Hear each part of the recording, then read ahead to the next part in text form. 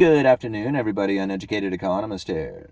So I'm about ready to hit that 100,000 subscriber mark. I'm like 90 subscribers away right now. And I think it would just be really cool if we could hit that 100,000 subscriber on the 4th of July. Like, what a great way to remember 100,000 subscriber mark than to have it happen on Independence Day. That to me would just be like, that would be the ultimate.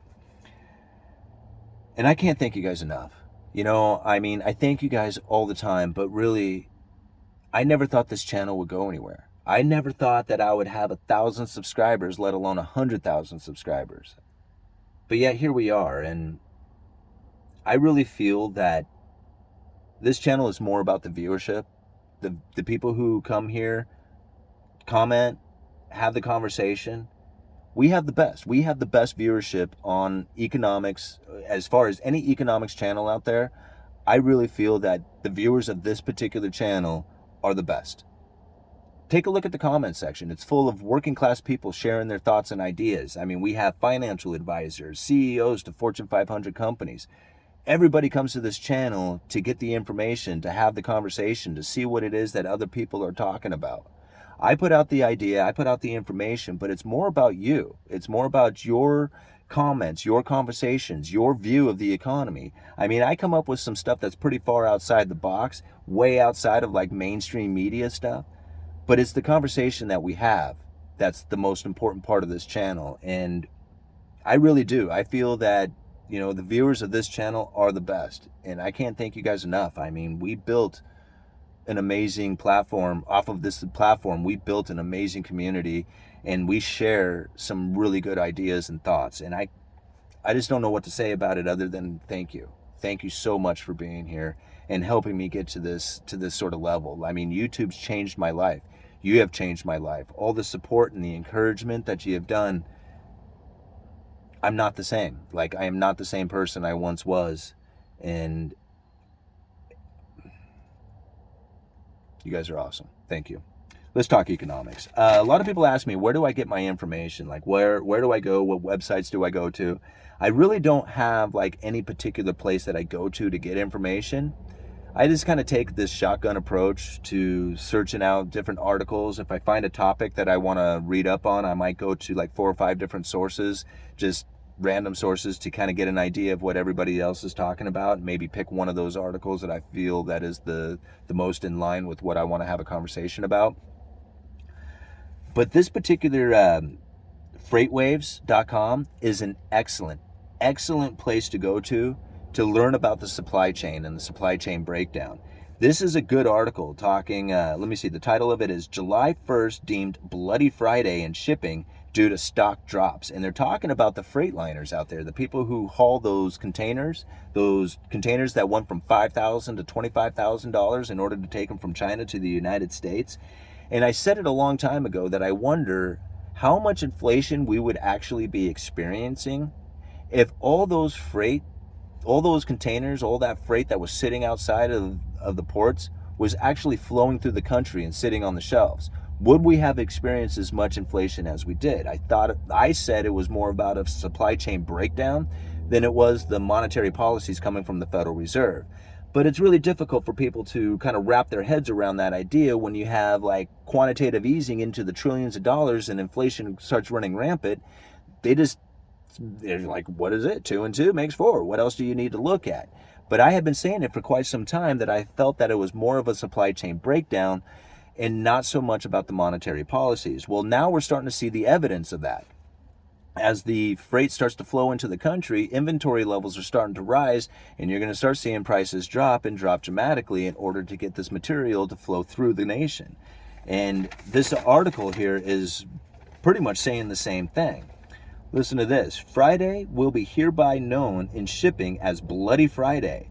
Jay Mintzmeyer, head of research at Value Investors Edge, tweeted. He goes on to say, or the article goes on to say, stock prices for shipping giants such as Zim Integrated Shipping Services, Genco Shipping, and Eagle Bulk Shipping experienced major drops Friday. Experts said that the decrease could be due to weakening manufacturing activity in the U.S. and weakening demand for consumer goods as the country shifts to post-pandemic economy. And this is something that I've been saying for quite some time, that the overwhelming consumer demand was completely false. It didn't exist. It was never there to begin with. Now, it's really difficult for these manufacturers to see that it was a false demand because it had to do with the bullwhip effect. When you have disruptions or obscurities within the supply chain that don't show a clear picture of what's happening. So, and it had a lot to do with panic buying because there was shortages, right? The stuff wasn't flowing to the country. So when it did show up, people would buy up all of it. And it had a lot to do with allocations. So if you order 10 and you get 3, you might order 30 so you can get your 10. And this is what we were experiencing. This is why we had this overwhelming consumer demand, is because of this allocation and panic buying that was taking place. But it was really false. It wasn't really there. I mean, that's like false demand happening. But the manufacturing, they don't know that. So they started ramping up manufacturing to try and supply into this false demand. But what ended up happening is that the manufacturing is real. The demand was false. Now the inventories are starting to rise, and people don't know what to do with all this surplus inventory. It goes on to say here, talking about the freight here. Let's see. Oh, here we go. The downgrade was based on concerns over weaker U.S. demand. The analyst said large American retailers have indicated spending on goods is falling and they have excess inventories, right? This is exactly what we were saying a few weeks ago, talking about Walmart and Target. Goes on to say here, on this one, heightened demand for U.S. imports during the pandemic led to port congestion and skyrocketing ocean price or ocean spot rates. And this is something that I experienced myself. Now, a lot of you know that I work retail at a lumberyard hardware store. I do retail sales for a living. Now, part of the shortages that we were having was interior trim. And interior trim, although there's quite a few domestic manufacturers of it, a lot of it comes from foreign imports. And the major increase in the price of that came from the shipping containers. $5,000 shipping container ran up to $25,000, and the price of the goods inside of it followed suit, right? So the input cost of shipping going into these items really drove up the inflated price of this interior trim. And that was just an example. So I felt that if this was happening throughout the rest of the economy, that is not exactly like a real increase as far as inflation due to monetary policy. That had more to do with supply chain breakdown and cost of shipping going up. But it goes on to say here, given the slowing consumer demand, this congestion could unwind rapidly, in our view, driving a sharp correction in ocean spot rates, the analyst said. ZIM's largely chartered fleet and lower proportion of contracted volumes make it more exposed than other carriers to declining spot rates. So if the input cost going into these items was due to the spot rates skyrocketing, well, those things are coming down. What happens when you have an oversupply? Competition kicks in, and next thing you know, prices are falling in order to be more competitive. And that's more of what we are going to experience going here into the future. And manufacturers are going to end up slowing down dramatically because they have oversupplied into this false demand that was happening. Now, something that I feel a lot of people are going to be in disagreement. And there was a comment, in this article, somebody had commented, and I thought it was pretty interesting what the comment said. It goes on to say this. It's fun. This is not part of the article. This is like somebody's comment on that article. It says, it's funny that the blame is on surplus stock, right? That's what I'm blaming it on. It's funny that the blame is on surplus stock and low demand, but the shelves are still empty in a lot of places. Well, it's not going to be. Go check out Walmart and Target right now. It's safer to argue, this is what he's saying, it's safer to argue that the price fix is on. And to save money, they are holding inventory until the prices go up. This is what he's saying. Okay, so we got all this inventory that's going to come in, but because the prices would come down, we're going to actually hold that back and drive the prices back up. This is what he's saying. Orders made during tight shipping windows saw shelf price at 30 to 50% higher shipping cost.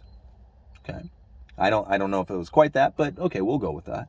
Now the inventory is stalled, and the prices went down. So the priced COVID inventory is basically worth less than when it was purchased and has lower resale value.